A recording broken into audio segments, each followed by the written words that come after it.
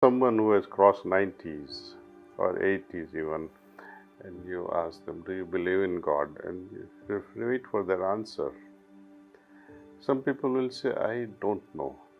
They are quite honest. People will say, I do believe, and the moment you ask a question, why do you believe? Then what will they answer? Those answers will be very intriguing. They say, well, because there will be a long pause. One should not start something out of greed or out of fear. Most of us, our childhood, we were told, believe in God, right? If you don't believe in God, and if you believe in God, certain good things may happen.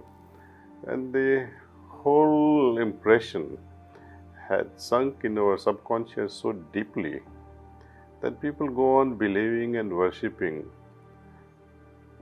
with no clues what they are doing. Someone who has crossed 90s or 80s even, and you ask them, do you believe in God? And you wait for their answer. Some people will say, I don't know. They are quite honest. People will say, I do believe, and the moment you ask a question, why do you believe? Then what will they answer?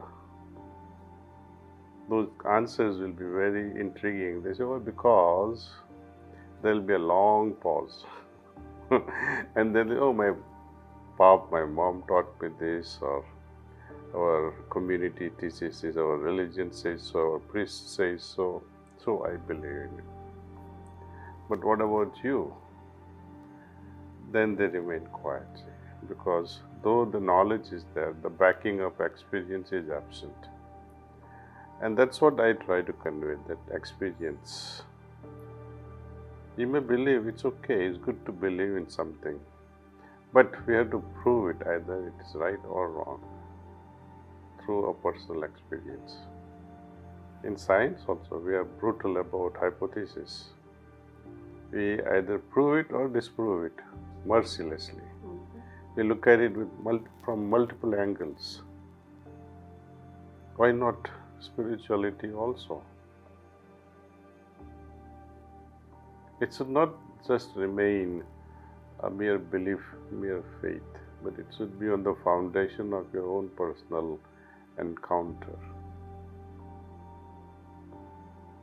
And that's what I'm trying to convey, that we are always on a spiritual flux. Either we evolve or we devolve. There is no static position. In nature, nature cannot tolerate that. It's just a natural principle. Either you go up or you go down.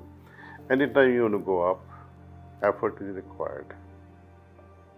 Just as with gravitation pulls, you have to make an effort to.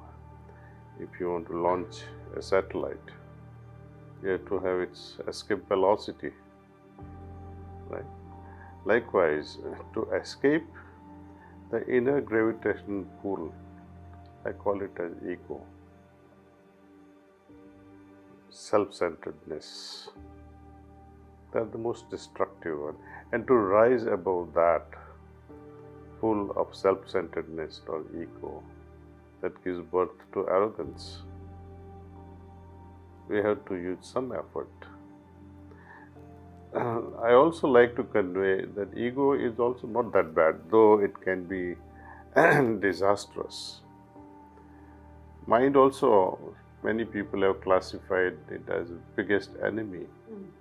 Especially yogis, they say mind is your enemy. But through my own practice and encounters of many millions of people following heartfulness, they say that ego can be your best friend. Mind also can be your best friend if you train them. Mind can be the biggest friend once your mind is refined and purified, and so is ego. For example, if you are a musician and you play a particular instrument, every day you practice and you have a moment to play in an orchestra and people are giving you a standing ovation. Great. Next day, similar performance, same tune, same classical music concert, would you be happy with your yesterday's performance? You would say, oh, I like to do better than what I did yesterday. That's a sign of ego also, than my yesterday's performance. But to think that I'm the best in the entire United States, no one is better than me, then there is a problem. That is arrogance. So it depends how we use our ego, and a meditative mind easily recognizes these particular aspects of our weaknesses, the wrinkles in our minds, in our consciousness.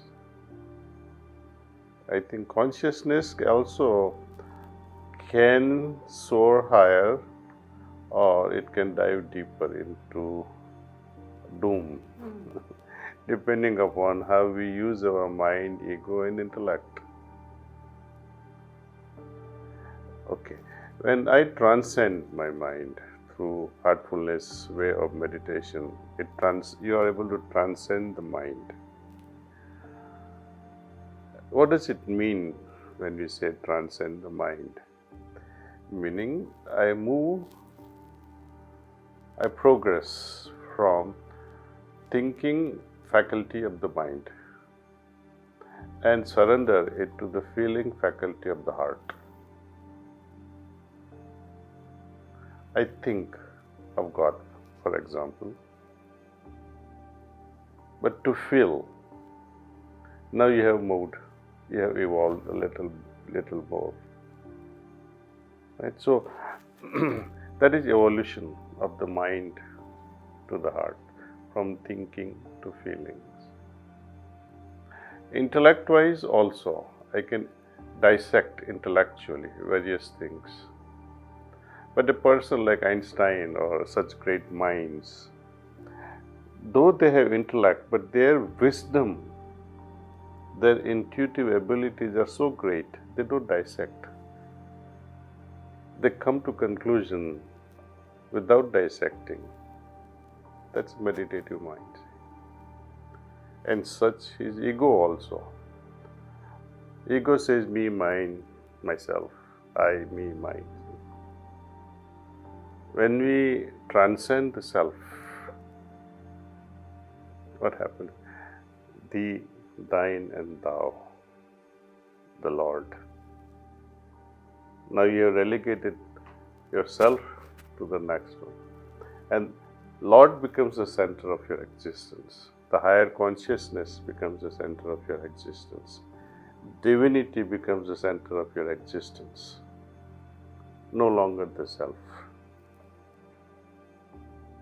And selfless people, centered around the source of all that exists, they cover everything. They become the center of everything.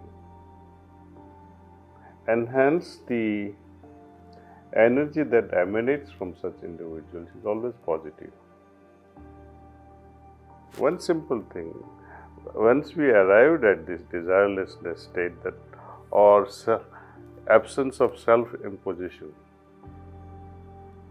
I think that's as we say in baseball, you have hit the home run. You have arrived home. When such is the condition within yourself, spiritual state or a level of consciousness, you can safely say, I have arrived home, my heart is pure enough to invite divinity in my heart, pure enough to even allow the heavens to descend in my heart.